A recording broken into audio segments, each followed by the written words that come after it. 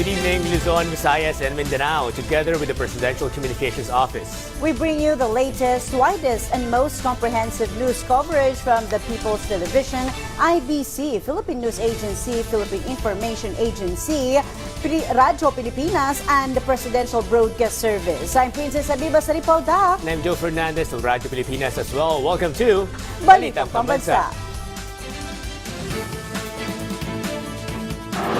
Tonight's headlines. President Ferdinand R. Marcos Jr. instructs concerned government agencies to strengthen their operations against the remaining Philippine offshore gaming operators, or POGOs, in the country. President Ferdinand R. Marcos Jr. stands firm the country will continue to heed on non-escalatory approaches in the West Philippine Sea. Almost half of Filipinos say they are better off economically post-pandemic compared to pre-pandemic days. Crime rate drops by 16% during the Burr months this year compared to last year. President Ferdinand R. Marcos Jr. greenlights the Private Sector Advisory Council's proposals to include launching of shopping festival and easing of visa and immigration process to bolster the tourism industry. President Ferdinand R. Marcos Jr.'s full support on energy efficiency and renewable energy efforts showed the government's energy policy is in the right direction. President Ferdinand R. Marcos Jr. ordered all concerned law enforcement and anti-corruption agencies to conduct smaller but multiple operations against Philippine offshore gaming operators, or POGOs, and internet gaming licenses, or IGLs, that still continue to operate. The chief executive instructed the Presidential Anti-Organized Crime Commission, or PAOC, and the Criminal Investigation and Detection Group, or CIDG, to ramp up its operations against such establishments. The leader of the land told local chief executives to coordinate with the Department of Interior and local government when going after POGOs in their respective areas of jurisdiction and not ignore what is actually happening.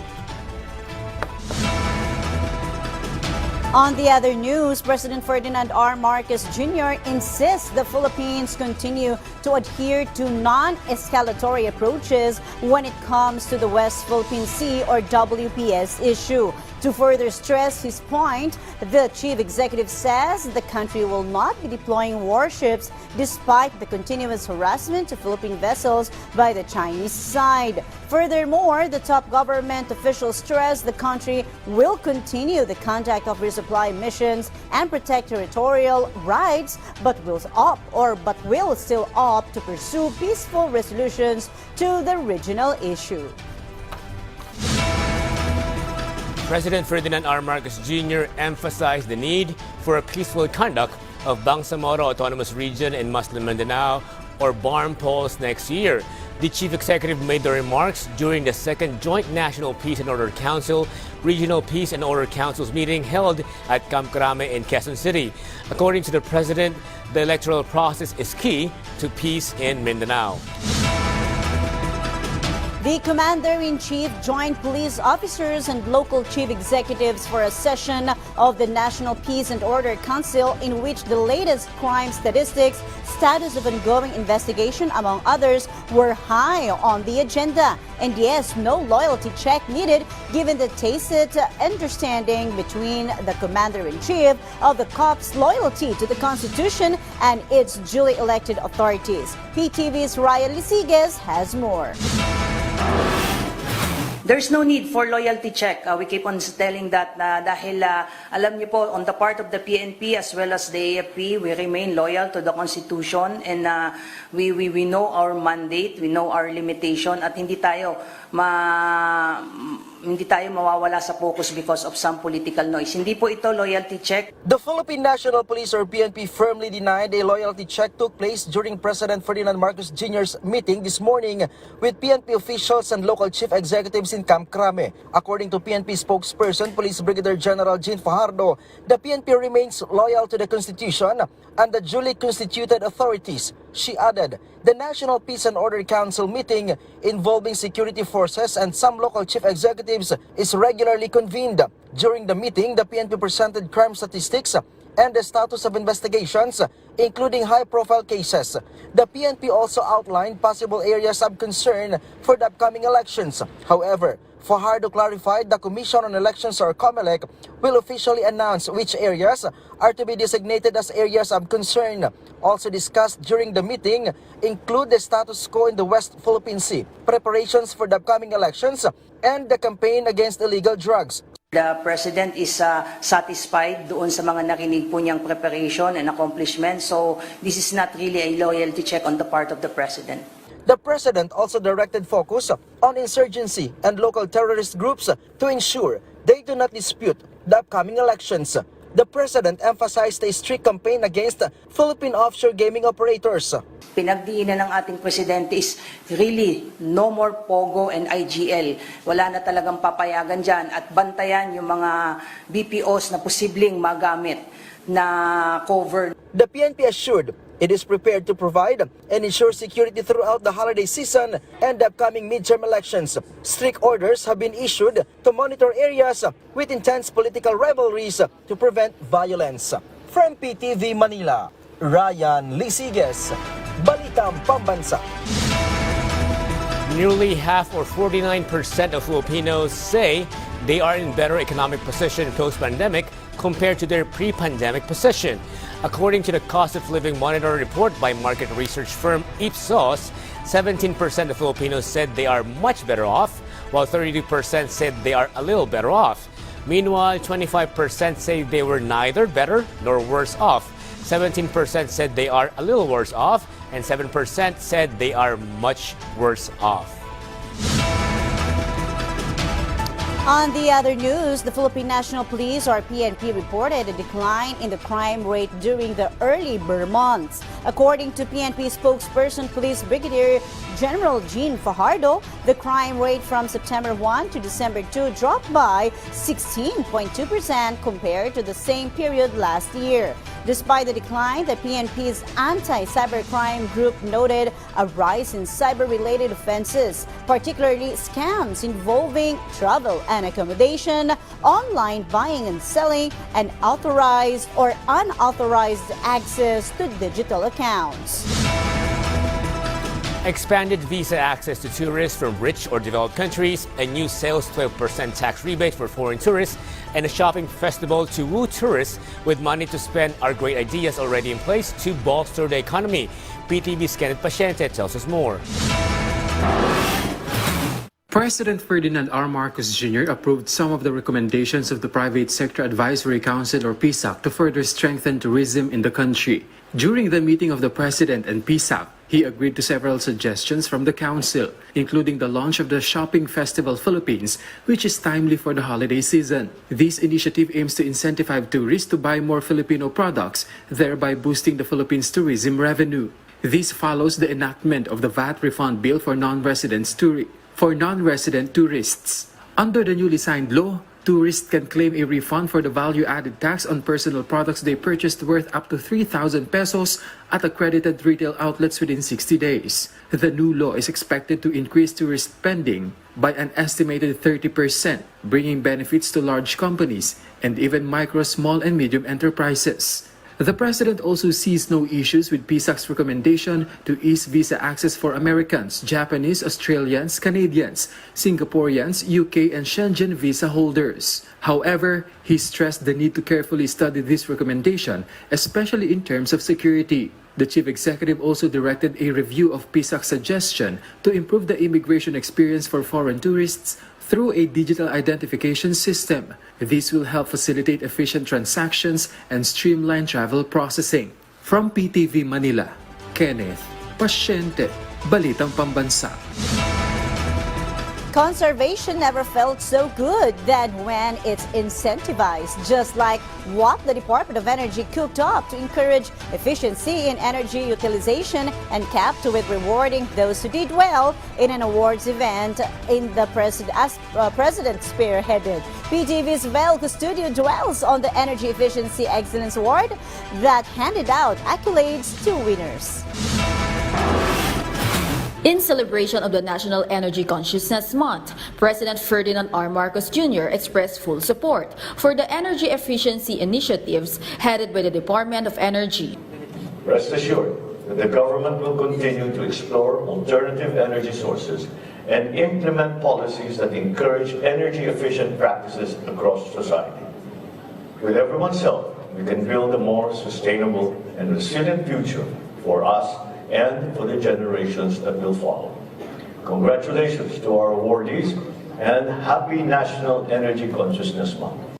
Earlier today, the DOE honored 18 winning entries in the Energy Efficiency Excellence Awards 2024 at the Makati Diamond Residences. The Energy Efficiency Excellence or EEE Awards is the official award and recognition body of the DOE, formerly known as Don Emilio Abelo Awards, and named after the father of energy conservation movement of the Philippines. More than 560 entries participated this year, doubling the number of last year's participants. That's why it is quite impressive na they are doing it on their own, for their own company or for their own families, na they're doing their best to improve their energy efficiency. Kaya ano yan, it's not a DOE credit lang, it's really the credit of the Filipino community.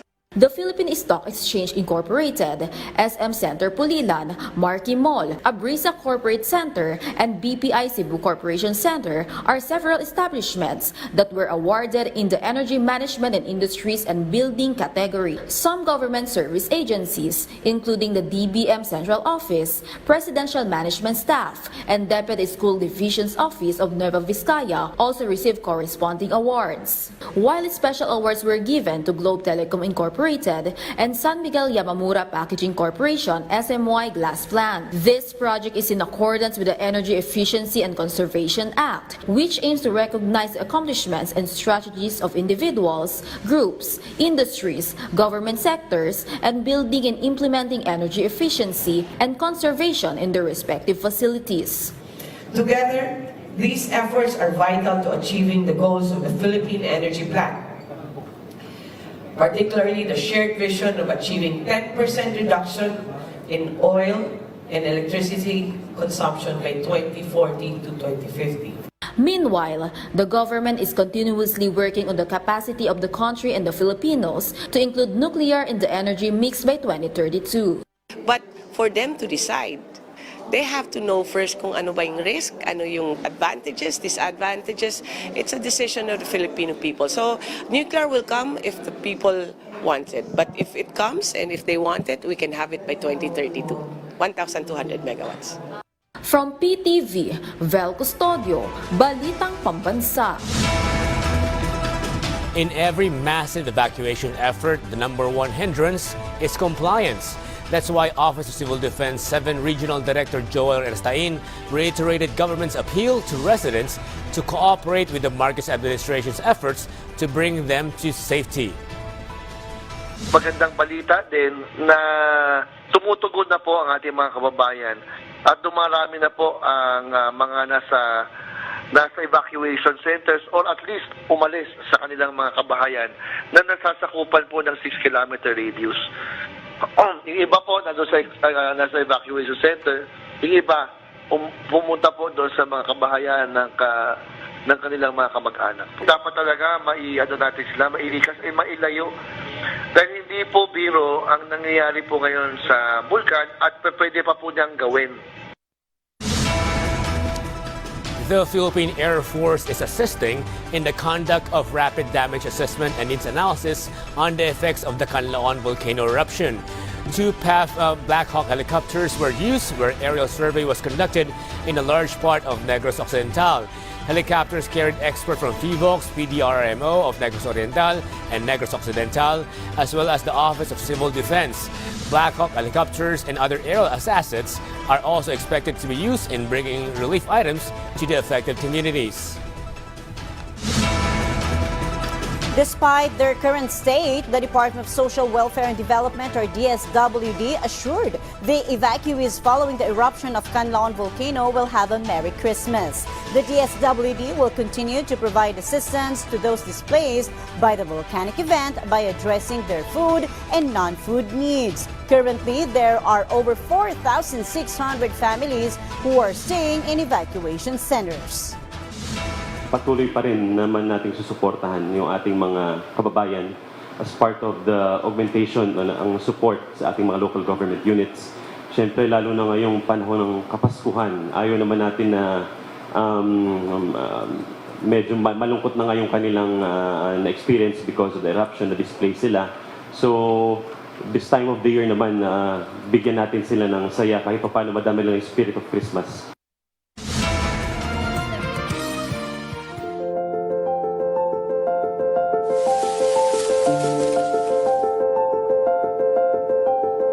Ako po ay si Jenilyn Bidare, isang Agrarian Reform Beneficiary at residente sa Sitio Lunoy, Barangay Kabunga, Pasay City. Musmus pa lamang si Jenilyn, mulat na ito na tanging pagsasaka ang ikinabubuhay ng kanyang ama't ina. Ito rin ang nagudyok sa kanya na magsipag at maging determinado sa buhay. Labis ang kanyang saya nang siya rin ay kinilala bilang benepisyaryo ng DAR, kung saan binigyan siya ng pagkakataong magbigay ng mensahe sa harap ni Presidente Ferdinand Bongbong Marcos Jr. Mahal ng Pangulo ng PBM at saka sa ating DAR Secretary na si Secretary Estrella. Salamat po sa pag-grant ninyo sa amin ng lupa na sinasaka namin ngayon. At saka yung pinapasalamatan naming lahat na magsasaka ay yung wala na kaming babayaran sa aming lupang sinasaka. Patuloy rin na binibigyan ng samot-saring serbisyo ang mga ito upang makatulong na mas mapaunlad ang kanilang pang-ekonomiyang pamumuhay. Nakapagtala ang DAR po Iloilo ng 1,005 na mga titulong na ipamahagi kung saan 681 na mga ARVs ang nakabenepisyo mula sa 2,789 na mga titulo na naipamahagi sa buong riyon ng Western Visayas.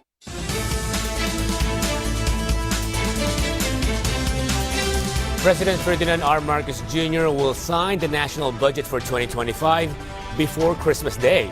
According to Philippine News Agency's report, the Presidential Communications Office said the Congress-approved national budget bill will be transmitted to the Office of the President for review following standard practice. Meanwhile, Department of Budget and Management or DBM Secretary Amena Pangandaman expressed gratitude to the Senate and House leadership for their dedication in passing the fiscal year 2025 General Appropriations Bill on time. The Department of Justice still wants to hear the side of the Vice President regarding the threat of assassination which she allegedly issued against the first couple and the House Speaker. Since the second highest official of the land chose to ignore the subpoena issued against her by the National Bureau of Investigation, the NBI has no other option but to continue with its probe sans an explanation from the one who issued the threat. PTV's Luisa Erespe has more.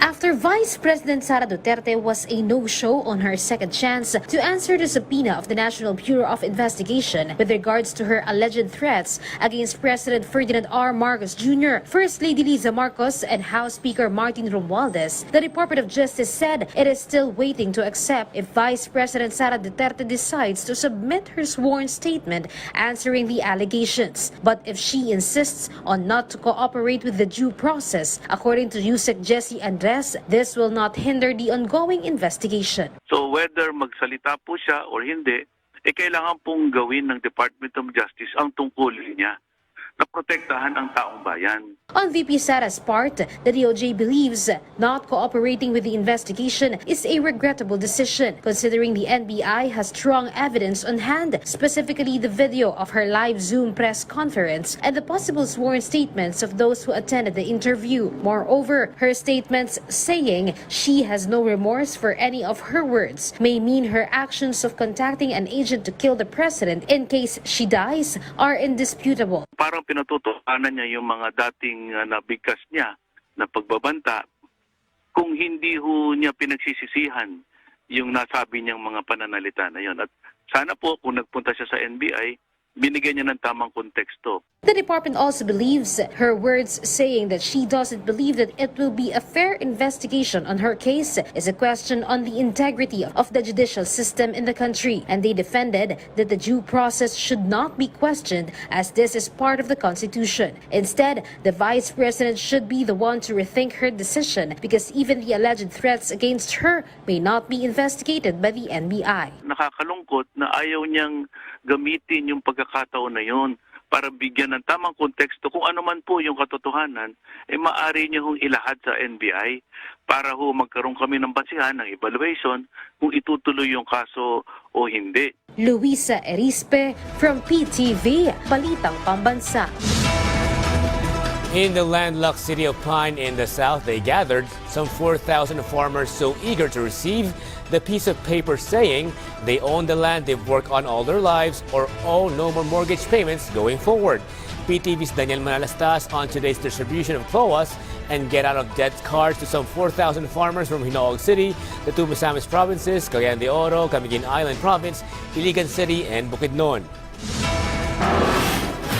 It has been decades of waiting for Teresita and her family before finally being handed their richly deserved land title. As Christmas draws nearer, such endowment is a big gift for them. That's why they are thankful to President Ferdinand R. Marcos Jr. Pasalamat niyo dako Presidente. Nandiyan kami sa una, sir. Mga Marcos loyalist kami, sir. Talagang saludo kami kay BBM. Binigay niya na walang kahit piso.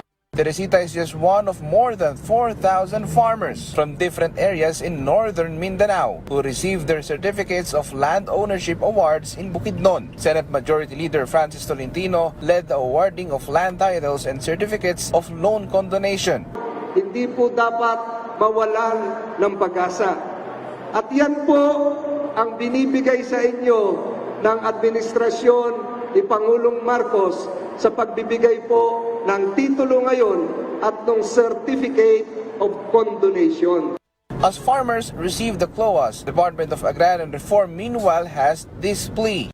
Sa inyo pong mga kamay, ang lupaing ito ay may kakayahang magbigay ng masaganang ani, magtaguyod ng kabuhayan, at magbigay ng pagkain para sa marami. Iwasan po natin itong ibenta. The event was also attended by officials of Bukidnon's LGU. From PTV, Daniel Manalastas, Balitang Pambansa. The Commission on Elections has assured the public of the reliability and integrity of the new automated counting machines for the 2025 polls, as highlighted during a roadshow in Davao City. Philippine Information Agency Davao Region's Rudolph Alama has the full report. Due to the alleged bribery made by the previous supplier, the COMELEC decided to award the full automation with transparency audit and count to a new supplier, with Miru Systems of South Korea named as the winning bidder. According to the COMELEC chair, Miru Systems machines have upgraded features. Same system, but upgraded the machine. Madami po tayong features na nilagay. The machine is actually a hybridized system. Meron siyang touchscreen, meron siyang shading feature. The COMELEC chair assured the public that the machines have passed several quality testing and are fit for use in different conditions across the country. Lahat mo yan, mga test na yan, ginawa lang ng DOST para more or less mapagkakatiwalaan natin kasi Department of Science and Technology mismo. Nakapasa po lahat yung mga machine na yan sa mga test natin. The COMELEC is conducting roadshows across the country to orient the public with the new election machines.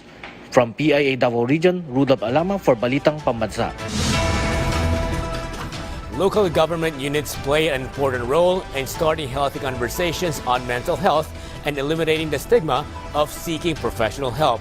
This is what a local government unit in Cavite proved. For the details, here's Patricia Bermudez from the Philippine Information Agency, Calabarzon. The Department of Health in Calabarzon has been encouraging local government units to establish holistic health programs in accordance with the Philippine Mental Health Act. This aims to protect patients against any form of discrimination and provide access to various health interventions and assistance from the country's health system. Under the Philippine Mental Health Act, Local government units are required to allocate funds in providing inclusive mental health programs, including the creation of a mental health task force that would help address issues in their community concerning mental health.